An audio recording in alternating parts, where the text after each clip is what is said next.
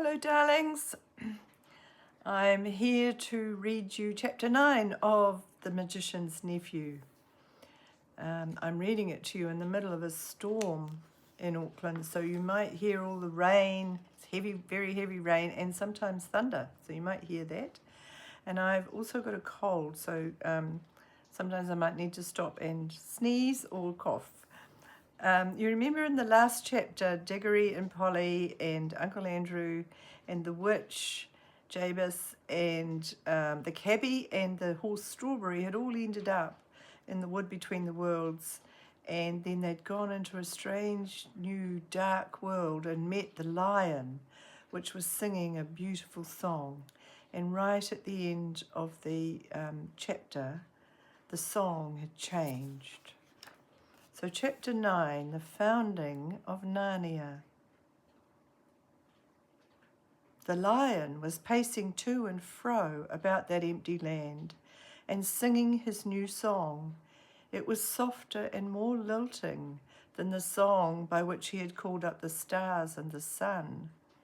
A gentle, rippling music. And as he walked and sang, the valley grew green with grass. It spread out from the lion like a pool. It ran up the sides of the little hills like a wave. In a few minutes it was creeping up the lower slopes of the distant mountains, making that young world every moment softer. The light wind could now be heard ruffling the grass. Soon there were other things besides grass. The higher slopes grew darker with heather. Patches of rougher and more bristling green appeared in the valley. Diggory did not know what they were until one began coming up quite close to him. It was a little spiky thing that threw out dozens of arms and covered these arms with green and grew larger at the rate of about an inch every 2 seconds. That's about 3 or 4 centimetres every 2 seconds. There were dozens of these little things all around him now. When they were nearly as tall as himself, he saw that what they were. "Trees!" he exclaimed. The nuisance of it, as Polly said afterwards, was that you weren't left in peace to watch it all. Just as Diggory said "trees," he had to jump because Uncle Andrew had sidled up to him again and was going to pick his pocket. It wouldn't have done Uncle Andrew much good if he had succeeded, for he was aiming at the right-hand pocket, because he still thought the green rings were homeward rings. But of course Diggory didn't want to lose those either. "Stop!" cried the witch. "Stand back! No further back! If anyone goes within 10 paces of either of the children, I will knock out his brains." She was poising in her hand the iron bar that she had torn off the lamppost, ready to throw it. Somehow no one doubted that she would be a very good shot. "So," she said, "you would steal back to your own world with the boy and leave me here." Uncle Andrew's temper at last got the better of his fears. "Yes, ma'am, I would," he said. "Most undoubtedly I would. I should be perfectly in my rights. I have been most shamefully, most abominably treated. I have done my best to show you such civilities as were in my power, and what has been my reward? You have robbed. I must repeat the word, robbed, in a highly respected jeweller. You have insisted on my entertaining you to an exceedingly expensive, not to say ostentatious, lunch, though I was obliged to pawn my watch and chain in order to do so. It means he had to sell his watch and chain to be able to afford the lunch. During that indigestible meal, I'm feeling the worse for it at this very moment. Your behaviour and conversation attracted the unfavourable attention of everyone present. I feel I have been publicly disgraced. I'll never be able to show my face in that restaurant again. You have assaulted the police. You have stolen—" "Oh, stow it, governor. Do stow it," said the cabbie. "Watching and listening's the thing at present, not talking." There was certainly plenty to watch and to listen to. The tree which Diggory had noticed was now a full-grown beech tree whose branches swayed gently above his head. They stood on cool green grass sprinkled with daisies and buttercups. A little way off along the riverbank, willows were growing. On the other side, tangles of flowering currant, lilac, wild rose, and rhododendron closed them in. The horse was tearing up delicious mouthfuls of new grass. All this time, the lion's song and his stately prowl, to and fro, backwards and forwards, was going on. What was rather alarming was that at each turn he came a little nearer. Polly was finding the song more and more interesting because she thought she was beginning to see the connection between the music and the things that were happening. When a line of dark fir trees sprang up on a ridge about 100 yards away, she felt they were connected with a series of deep, prolonged notes which the lion had sung a second before. And when he burst into a rapid series of lighter notes, she was not surprised to see primroses suddenly appearing in every direction. Thus, with an unspeakable thrill, she felt quite certain that all the things were coming out of the lion's head. When you listened to his song, you heard the things he was making up. When you looked around you, you saw them. This was so exciting that she had no time to be afraid, but Diggory and the cabbie could not help feeling a bit nervous as each turn of the lion's walk brought him nearer. As for Uncle Andrew, his teeth were chattering, but his knees were shaking so that he could not run away. Suddenly the witch stepped boldly out towards the lion. It was coming on, always singing, with a slow, heavy pace. It was only 12 meters away. She raised her arm and flung the iron bar straight at its head. Nobody, least of all Jadis the witch, could have missed at that range. The bar struck the lion fair between the eyes. It glanced off and fell with a thud in the grass. The lion came on. Its walk was neither slower nor faster than before. You could not tell whether it even knew it had been hit. Though its soft pads made no noise, you could feel the earth shake beneath their weight. And this is the lion as he's walking through the world that's being created. See all the plants springing up and the trees in the background.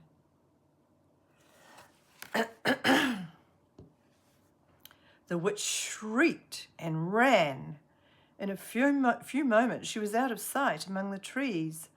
Uncle Andrew turned to do likewise, tripped over a root, and fell flat on his face in a little brook that ran down to join the river. The children could not move. They were not even quite sure that they wanted to. The lion paid no attention to them. Its huge red mouth was open, but open in song, not in a snarl. It passed by them so close that they could have touched its mane. They were terribly afraid it would turn back and look at them, yet in some strange way they wished it would. But for all the notice it took of them, they might just as well have been invisible and unsmellable. When it had passed them and gone a few paces further, it turned, passed them again, and continued its march eastward. Uncle Andrew, coughing and spluttering, picked himself up.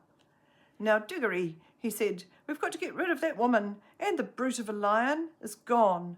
Give me your hand and put on your ring at once." "Keep off," said Diggory, backing away from him. "Keep clear of him, Polly.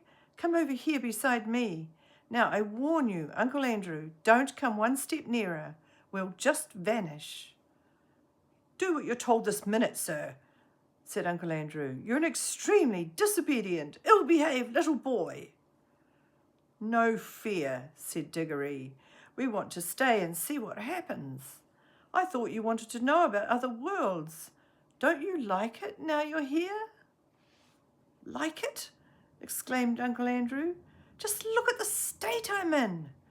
And it was my best coat and waistcoat too." He certainly was a dreadful sight by now, for of course the more dressed up you were to begin with, the worse you look after you've crawled out of a smashed hansom cab and fallen into a muddy creek. "I'm not saying," he added, "that this was not a most interesting place. If I were a younger man now, but perhaps I could get some lively young fellow to come here first, one of those big game hunters. Something might be made of this country. The climate is delightful. I never felt such air. I believe it would have done me good if circumstances had been more favourable. If only we'd had a gun." "Guns be blowed," said the cabbie.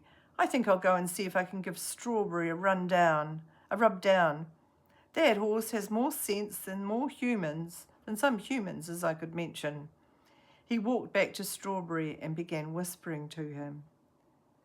"Do you still think that lion could be killed by a gun?" asked Diggory. "He didn't mind the iron bar much." "With all her faults," said Uncle Andrew, "that's a plucky woman, my boy.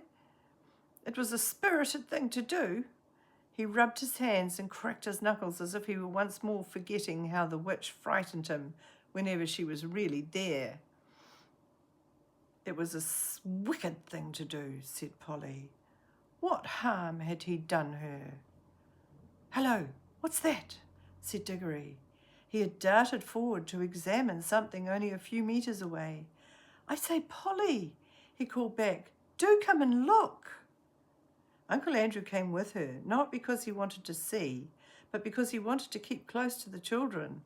There might be a chance of stealing their rings. But when he saw what Diggory was looking at, even he began to take an interest. It was a perfect little model of a lamppost, about 3 feet high, but lengthening and thickening in proportion as they watched it. In fact, growing just as the trees had grown.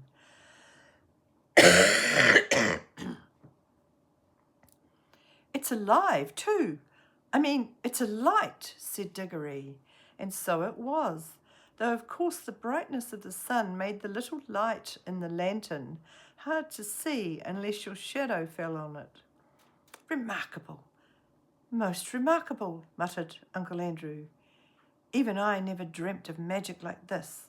We're in a world where everything, even a lamppost, comes to life and grows. Now I wonder what sort of a seed lamppost grows from." "Don't you see?" said Diggory. "This is where the bar fell. The bar she tore off the lamppost at home. It sank into the ground, and now it's coming up as a young lamppost. But not so very young now. It was as tall as Diggory while he said this." "That's it! Stupendous, stupendous," said Uncle Andrew, rubbing his hands harder than ever. "Ho, ho! They laughed at my magic. That fool of a sister of mine thinks I'm a lunatic. I wonder what they'll say now. I have discovered a world where everything is bursting with life and growth. The commercial possibilities of this country are unbounded. Bring a few old bits of scrap iron here, bury 'em, and up they come as brand new railway engines, battleships, anything you please. They'll cost nothing, and I can sell them at full prices in England. I shall be a millionaire. And then the climate. I feel years younger already. I can run it as a health resort.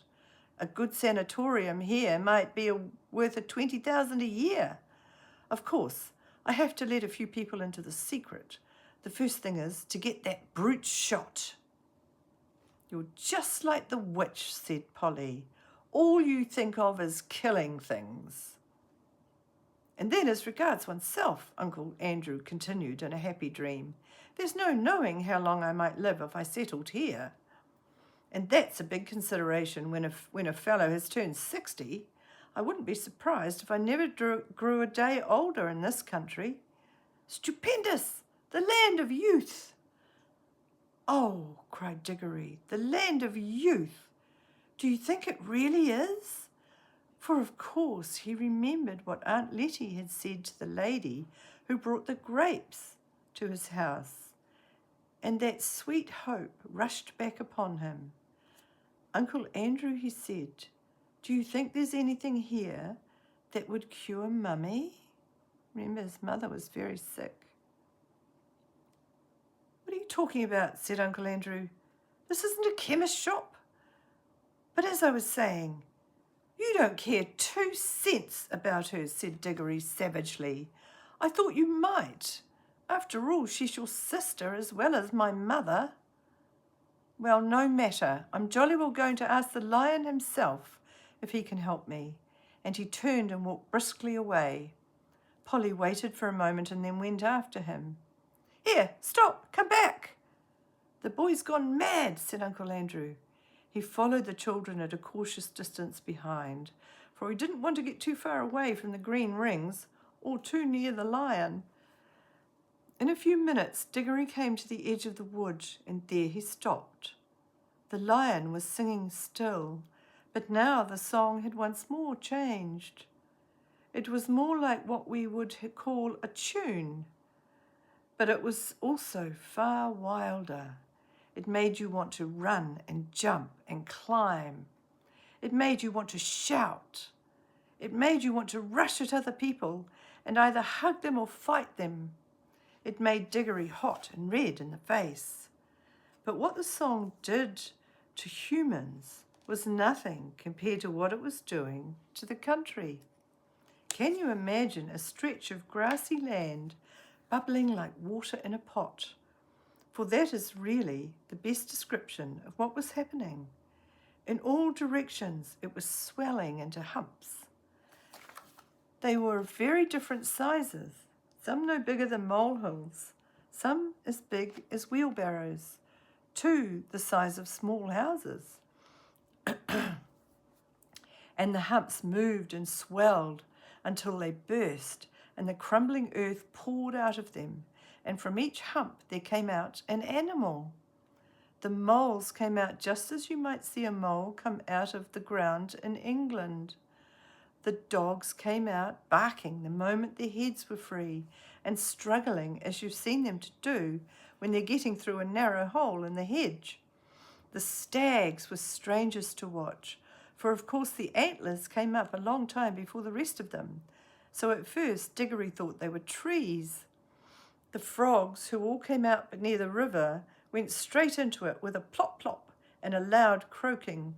The panthers, leopards, and things of that sort sat down at once to wash the loose earth off their hind quarters, and then stood up against the trees to sharpen their front claws. Showers of birds came out of the trees. Butterflies fluttered. Bees got to work on the flowers as if they hadn't a second to lose. But the greatest moment of all was when the biggest hump broke like a small earthquake, and out came the sloping back, the large, wise head, and the 4 shaggy-trowed legs of an elephant. And they're the pictures of the animals coming up out of their humps in the ground.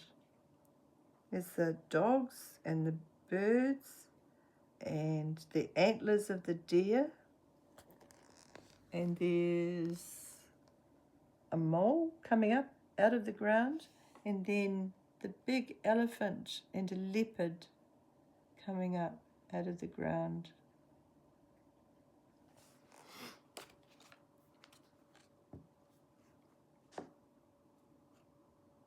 And now you could hardly hear the song of the lion. There was so much cawing, cooing, crowing, braying, neighing, baying, barking, lowing, bleating, and trumpeting. But though Diggory could no longer hear the lion, he could see it. It was so big and so bright that he could not take his eyes off it.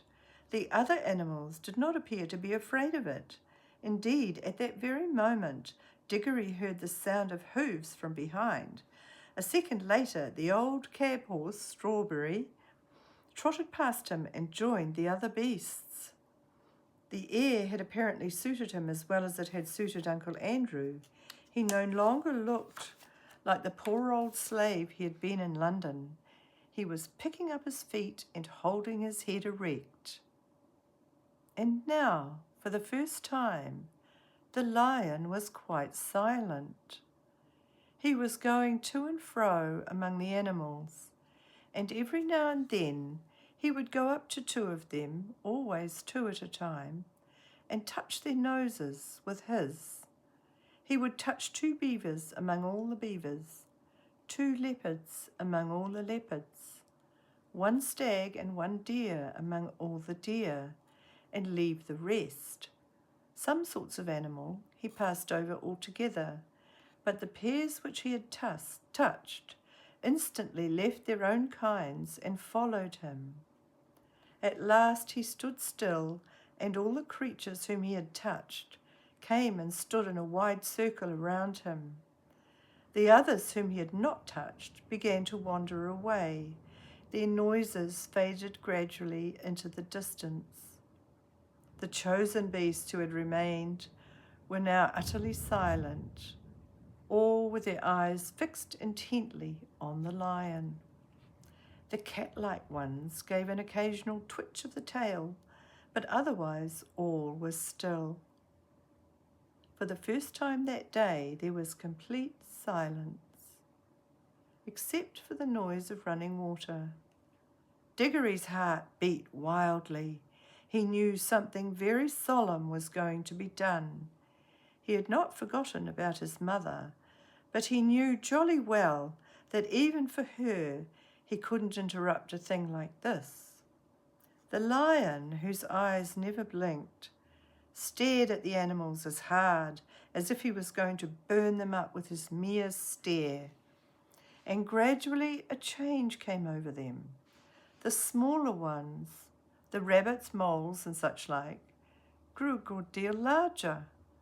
The very big ones, you noticed it most with the elephants, grew a little smaller. Many animals sat up on their hind legs. Most put their heads on one side as if they were trying very hard to understand. The lion opened his mouth, but no sound came from it. He was breathing out a long, warm breath.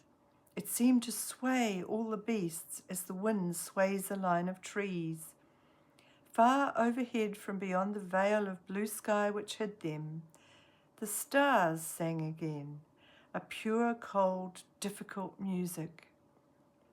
Then there came a swift flash like fire, but it burnt nobody, either from the sky or from the lion itself, and every drop of blood tingled in the children's bodies, and the deepest, wildest voice they had ever heard was saying, "Narnia, Narnia, Narnia, awake!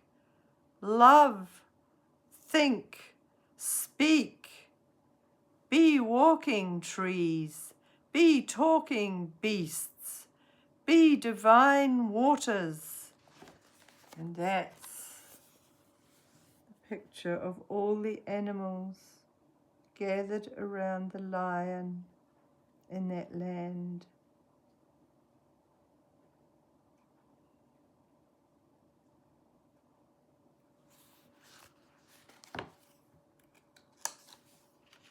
And that's the end of chapter 8. And chapter 9 is called The First Joke and Other Matters. I'll see you again soon, darlings. Bye-bye.